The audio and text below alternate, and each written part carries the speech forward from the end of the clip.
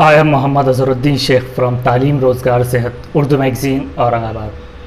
हमारे बहुत सारे दोस्तों के कॉल्स और मैसेजेस आ रहे थे कि आपके वीडियोस हम तक मौसूल नहीं हो पा रहे, तो हम बहुत दिनों बाद एक बार फिर आपकी स्क्रीन पर हाजिर हैं। दरअसल मुख्तलिफ़ मसरूफ़ियात की वजह से हमारा वीडियोस बनाना नहीं हो पा रहा था, लेकिन आज कुछ इस तरह से देखने मिला कि शादी के बहुत सारे ग्रुप्स तो बन रहे हैं, लेकिन हर किसी ने अपने अपने कंडीशंस और रिक्वायरमेंट्स और यहाँ तक कि कहा जाए कि डिमांड्स बना ली हैं। जी हाँ, और सबसे बड़ी डिमांड आजकल जहाँ पर लड़के वालों में सुधार देखने मिला है कि वो कोई किसी किस्म का जो लेन देन है और जहेज़ वगैरह से दूर रहकर कुछ डिमांड नहीं हो रही है उनकी, तो वहाँ पर लड़की वाले उन्हें ये डिमांड करते दिखाई दे रहे हैं कि कम से कम लड़के का ख़ुद का घर हो। इस पर जब हमने एक साहब को कहा कि सबसे पहले तो उनका एक पोस्ट था, हमने कहा कि ये एक हिसाब से डिमांड है, तो उन्होंने कहा कि ये तो एक सहूलत है। तो फिर हमारा कहना ये था कि अगर सहूलत है तो फिर क्यों ना आप लड़के को तोहफे के तौर पर एक घर दे दें। दरअसल ऐसा कहना मुनासिब नहीं, लेकिन कुछ लोग इस तरह से ही माहौल क्रिएट कर रहे हैं कि जो कहा जा रहा है कि निकाह को जो है तो आसान करो, तो इसमें हर किसी ने अपने हिसाब से अपने एतबार से बच्चों के फ्यूचर के साथ खिलवाड़ किया है, वो इसके बराबर के ज़िम्मेदार हैं। एक तरफ से तो लड़के वालों की ये डिमांड्स होती है कि वो समझो 25 साल है, 30 साल, तो वो 22-18 साल के इस तरह से रिश्ते तलाश करता है, यहाँ तक कि उसकी उम्र 32-35 साल भी हो जाती है तब भी वो बाज नहीं आ पाता और वो 26 या 25 साल के रिश्ते तलाश करता है। दूसरा ये है कि जो लड़की वालों की तरफ से जो क्रिएट कर रहे हैं कि सबसे पहले तो अब जैसे कि घर का, जैसे कि बहुत ही दीनदार घराने से क्यों ना हो, वो सबसे पहले घर देखकर फिर उसको एंट्री दे रहा है कि घर है, अच्छा अब देखेंगे कि लड़का दिखता कैसा है, अच्छा अब उसके बाद देखेंगे कि फिर करता क्या है, अब उसके बाद देखेंगे कि वो कुछ नशा आवर चीज़ों में मुलविस है या नहीं, यानी उल्टी तरतीब में चल रहे हैं।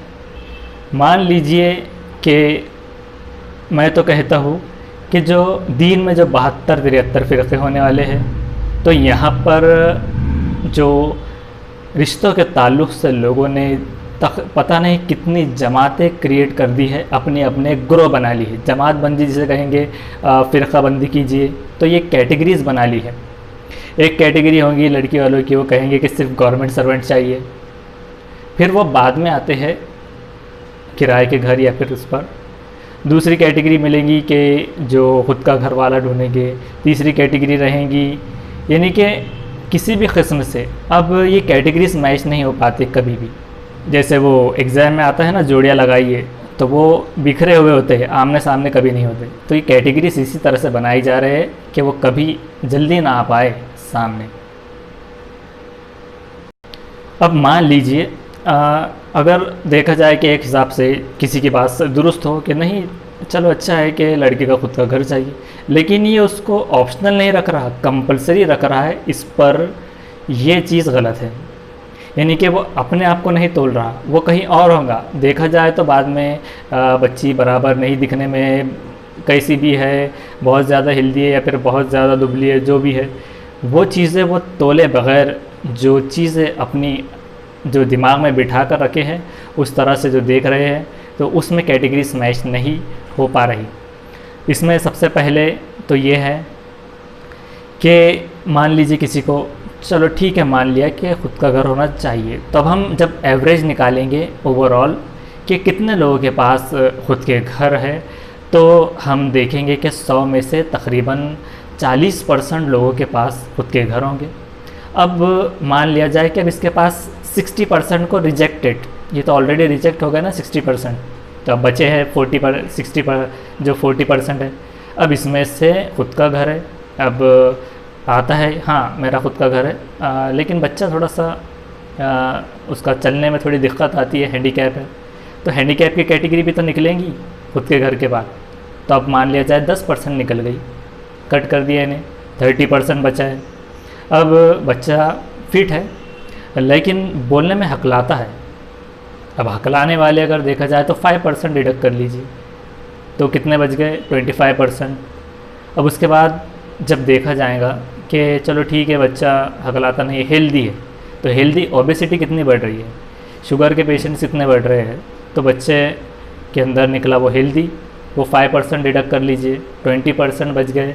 अब 20% से बीमारियों से लेस या फिर कहा जाए कि मुनशियात के अंदर मुलविस जो ना हो तो वो कितने बचेंगे, तकरीबन 10%।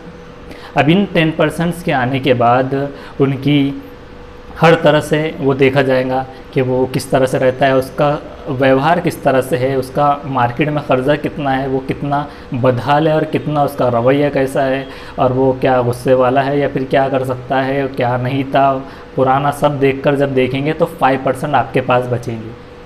अब इन 5% के पास आप पहुंच चुके हो, आपने कैटेगरी बना ली, आपने एक यानी कि कहते हैं ना जैसा आंगन बनाते हैं, तो आपने क्या कर लिया, एक बाउंड्री, एक सरहद, एक लिमिट और एक आंगन, उसके अंदर आप खेल रहे हो।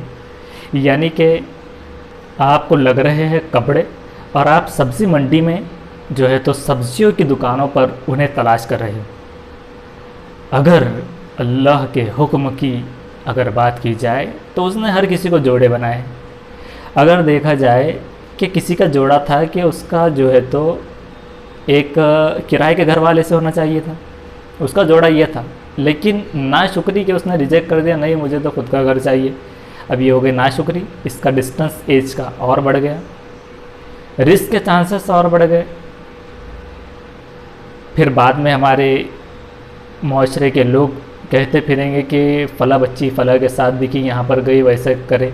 लेकिन जब उसकी एज का हुक्म था, जो शरई एतबार से देखा जाए तो लड़के की हिसाब से समझो 13 से 15 साल जो भी है लड़के लड़की की उम्र, तो 15 साल से फिर उनके उस तरह से रिश्ते देखने चाहिए थे।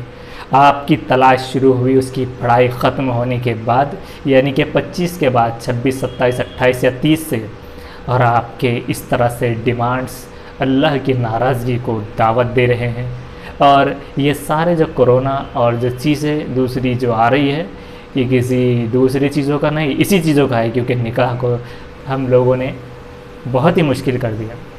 मेरा बनाने का मकसद ये नहीं है कि किसी को एक पर्सन को एक वो देना, लेकिन जो देखा जा रहा है मार्केट में, मैं समझता हूँ कि अगर इस वीडियो को देखने के बाद एक बंदा भी इस तरह से अपना जो कैटेगरी छोड़ के उसको 100% कर दे तो, और उसका अगर अच्छी जगह पर हो जाए तो ये बहुत मसरत की बात होगी। अब वहीं पर चलते हैं 5% कैटेगरी के लिए, उस बाउंड्री में चलते हैं, तो जहाँ पर ये लोग खेल रहे हैं 5%। अब ये 5% में इनके जो इन्होंने घरौंदा बना दी है, इन्होंने जो सर्कल बांध दी है, तो इसके अंदर क्यों कर वो लोग आएंगे जिनका खुद का घर है और जो बहुत बड़ी प्रॉपर्टीज़ रखते हैं वगैरह, और उसके बाद भी बहुत ही कम ऐसा हो सकेगा। तो अब वो लोगों की डिमांड वो तो कुछ और है, वो देख रहे हैं कि अब वो 5% उनका अलग है, वो देख रहे हैं कि चलो ठीक है हमारा खुद का घर है लेकिन हमको कोई डिमांड तो है नहीं, लेकिन लड़की जो है तो खूबसूरत चाहिए, दीनदार चाहिए, उसकी नाक खड़ी होनी चाहिए, पतली हो तो रिजेक्ट, उसके दांत बिखरे हो तो रिजेक्ट, उसकी आंखें तिरछी हो तो रिजेक्ट, और उसके बाल बड़े ना हो तो रिजेक्ट। फला से फला चीज़ें वो खंगालते हुए फिर रहे उनकी 5% की कैटेगरी में। यहाँ पर जोड़ियाँ लगाई जैसा नहीं है कि अल्लाह ताला ने 2 जोड़े उतारे और एक की जोड़ी उसके साथ लगा दो, खेल ख़त्म, ऐसा नहीं है। ये ख़ुद वहाँ तक नहीं जाना चाहते, ओपन प्लेटफॉर्म नहीं रखा है ना। आपका घर है और आपका एक कारोबार है, आपकी एक दुकान है, दुकान पर चलता कस्टमर आकर पूछ लेगा भैया आपके पास ये चीज़ है, लेकिन आपके घर पर खटका मार कर कोई नहीं पूछ कर जाएगा कि आपके पास फला चीज़ है या नहीं, क्योंकि आपने उसको, घर जो है तो प्राइवेसी है, वहाँ पर किसी को ये नहीं है कि बिना अनुमति के आने की इजाज़त नहीं है, वहाँ पर बिना आपसे पूछकर वो नहीं आ सकता। लेकिन आपकी शॉप में वो आ सकता है क्योंकि आपने उसको प्लेटफॉर्म वहाँ पर ऐसा बनाया है। लेकिन रिश्तों में आपने जो कैटेगरीज़ बना रखी है उसके अंदर वो लोग बिल्कुल भी नहीं आ पा रहे हैं। और इसी वजह से दावत दे रहे हैं हम अल्लाह की नाराज़गी को और उसके अज़ाब को। इसी तरह से एक वाक़या आपके साथ में शेयर करना था कि ये बहुत सारों को पता भी होगा, कुरान की हिकायतों में से है कि एक ऐसा इंसान था, बहुत अमीर बिजनेसमैन था। वो एक मर्तबा उसके ख़ुद के घर में, उसके ख़ुद के बंगले में उसकी बीवी के साथ में मुर्ग मुस्लिम जो है तो मुर्ग खा रहा था। अब उसका बिहेवियर कुछ और था। अब ज़रूरी नहीं कि उसका ख़ुद का घर हो तो वो फ़राग़ दिल हो, लेकिन उसके पास में एक सदा आती है साइल की, यानी कि एक फ़कीर वहाँ पर दस्तक देता है और कहता है कि अल्लाह ताला के नाम पर कुछ खाने के लिए दे दो, लेकिन वो उसे जाकर धुतकार देता है और मना कर देता है। न रिश्ते किसी के बाप की बनाई हुई होती है कि वहाँ पर कर सके ख़ुद के अमाल अगर टटोले, और ना रिस्क ये किसी बाप का है कि जो इंसान समझे कि ये मेरे थ्रू में हो रहा है। ये तो अल्लाह ताला का दिया होता है रिस्क भी। शादी के बाद जो लड़की है उसका रिस्क लेकर आती है, बच्चे अपना रिस्क लेके आते हैं। और इसी तरह से कुरान में जो कहा गया है कि जो बच्चों को मतलब ऐसा खाना नहीं मिलेगा ये सोचकर गुर्बत के मारे मत करो क़त्ल, उनको रिस्क अल्लाह देते हैं। इस तरह से जो उसकी आयत है। तो मौज़रत है चाहता हूँ, लेकिन लोग इस तरह से क्रिएट कर रहे हैं तो ऐसा कहना पड़ा, ये समझाने के लिए कि किसी के दो हाथ दो पैर भी सलामत लाना किसी के ख़ुद के बस में नहीं है, ना सलाहियतों का कोई हामिल है। कोई अगर बहुत अच्छा है, उसका बच्चा जो है तो जो अपाहिज हो सकता है, वो दिमागी तौर से माजूर हो सकता है, कुछ भी हो सकता है। ये अल्लाह ताला की नेमतें हैं, अनवार व बरक़ात है, और आप सल्लल्लाहु अलैहि वसल्लम की दुआओं का नतीजा है जो हम इतने बुरे अमाल होने के बावजूद भी अच्छे से ज़िंदगी गुजर बसर कर रहे हैं। और अल्हम्दुलिल्लाह से कोरोना जैसे हालात में भी अल्लाह ने सबका रखा है, उनको बराबर रिस्क पहुंचाया है। वो तो पत्थर के अंदर कीड़ों को रिस्क पहुंचाता है। तो फिर तुम लोग कारोबार देखकर और जॉब्स देखकर क्यों शादियाँ कर रहे हो, जबकि तुमको ये पता है कि पत्थर के अंदर भी हो तो उसे अल्लाह ताला रिस्क पहुंचाता है। तो फिर क्यों कर एक अच्छा अखलाक वाला और एक मोमिन बंदे के हाथ में सुपुर्द कर दो कि वो उसकी दुआओं के बदौलत उसकी बादशाहत हो, उसकी झोपड़ी में वो बादशाहत की तरह गुजारे, ना कि उस मज़दूर की तरह जो कि सारी नमाज़ें ज़ाय कर रहा है एक जॉब के लिए, और उसके लिए झूठ हर तरह से चीज़ें कर रहा है। फिर वहाँ तो बरकतें कहाँ से आएंगी, वहाँ पर क्या गारंटी है कि आगे बच्ची सुखी रहेंगी या नहीं। यहाँ पर जॉब की बड़ी फ़िक्र है, वहाँ पर कल को अगर वो तलाक दे देता है या फिर कुछ होता है तो फिर क्या करेगा। एक मर्तबा तो भी दूसरा इंसान आगे बढ़ने से डरेगा कि मेरा अब कहाँ से होगा, लेकिन जिसके पास सब कुछ है उसको तो इतना वो नहीं रहेगा कि उसके लिए मामूली बात होगी।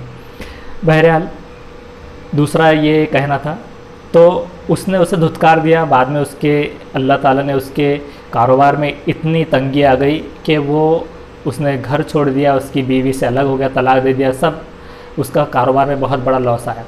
अब उसकी, जैसे कि इस्लाम में हुक्म है कि औरतों पर जुल्म नहीं चाहता इस्लाम, तो उसने औरत ने दूसरा निकाह कर लिया। अब एक मर्तबा ऐसी हुआ कि वो दोनों फिर से मुर्ग मुस्लिम था, उसी तरह से वो खाना खा रहे थे, तो एक साइल की सदा आई गरीब फ़कीर की। तो उसके जो दूसरा शौहर था उसने कहा ये ले जा ये मुर्ग, और उस फ़कीर को दिया। वो जब वापस आए उसके आँखों में बहुत आंसू थे। उसने कहा कि क्या हुआ, तो उसने बताया कि बहुत पहले की बात है, इसी तरह से मैं मेरे पहले शौहर के साथ में बैठी थी, तो इसी तरह से एक साइल फ़कीर आया था, उसने मगर उसे मना कर दिया था। आज वो देखकर बहुत दुख हुआ, और तुम यकीन नहीं जानोगे कि वो पहला शौहर था जो भीख मांगने के लिए वहाँ पर आया था। तो कितना ताज्जुब महसूस कर रहे होंगे आप। तो ये कुरान की हिकायत है।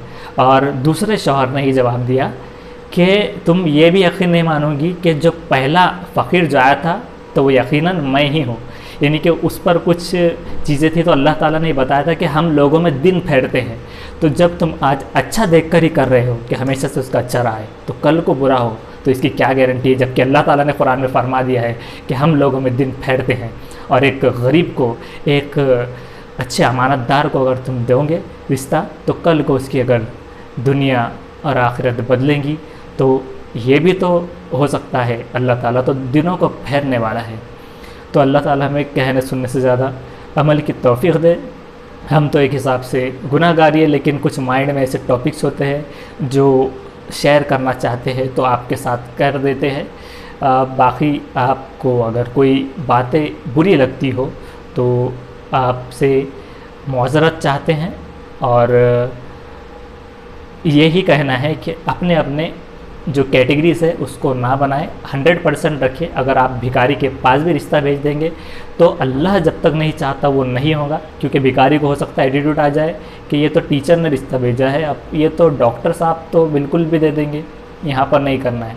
या फिर भिखारन कह देंगे कि मुझे तो बाहर घूमने को मज़ा आता है, मैं क्यों घर में पर्दे से रहूँ।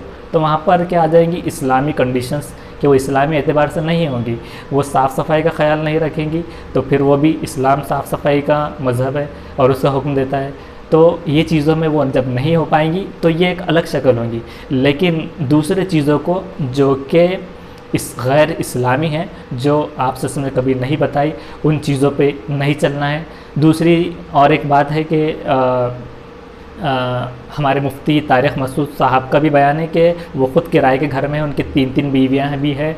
और उसी तरह से एक और बात कही रही थी कि इस्तिखारा के ताल्लुक़ से, इस्तिखारा बहुत सारे लोग सोचते हैं कि हमारे अमल इतने नहीं है कि हमें अच्छे चीज़ें अल्लाह ताला आकर बता दे, हम अच्छे बुरे में इस्तिखारा का नहीं सोचते। तो उन्होंने कहा है मुफ्ती तारिक मसूद साहब ने कि इस्तिखारा में अगर अच्छा रिश्ता हो, सारी चीज़ें हो इस्लामी एतबार से, तो अगर कितने भी बार, अगर 100 बार भी अगर ना आए तो वहाँ पर करना चाहिए।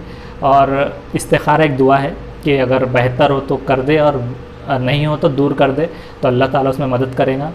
और उसके अलावा ऐसे कुछ और चीज़ें हैं, अगर आपको देखना हो तो आप यूट्यूब पर डालकर देख सकते हैं। मतलब मुआशरे में बहुत सारी चीज़ें बनी हुई है, तो उन चीज़ों की तरफ आज ज़रूरत है कि उसके तरफ हम रुजू हो और हमारे अमल को दुरुस्त करें। थैंक यू वेरी मच, जज़ाकल्लाह।